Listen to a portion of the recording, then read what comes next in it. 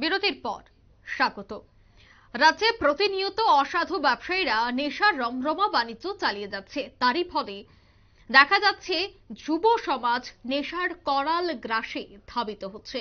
তাই তারা যেন নেশার করাল গ্রাসে ধাবিত না হয়, তার জন্য প্রত্যেককে সচেতন করতে হবে।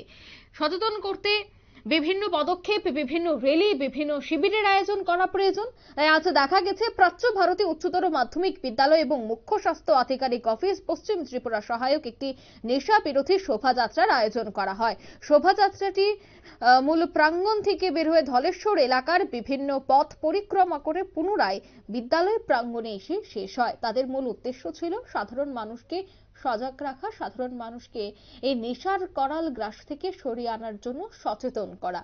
কি বলছেন সংশ্লিষ্টরা আজকের এই কর্মসূচি থেকে শোনাবো।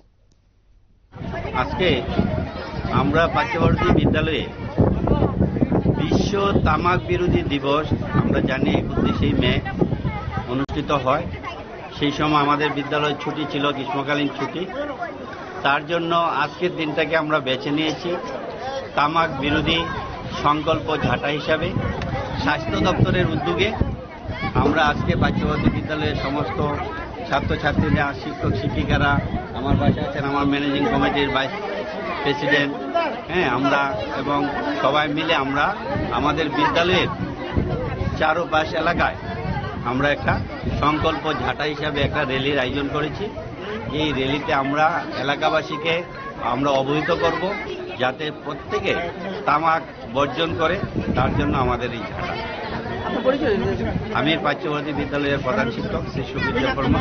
আমার পাশে আছেন স্বপন চন্দ্র, আমাদের বিদ্যালয়ের ভাইস প্রেসিডেন্ট ম্যানেজিং। আপনারা শুনলেন বিদ্যালয় কর্তৃপক্ষের বক্তব্য। ধলেশ্বর এলাকার বিভিন্ন পথ পরিক্রমা করে এই শোভাযাত্রা, যেখানে বিদ্যালয়ের ছাত্রছাত্রীরাও অংশগ্রহণ করেছে।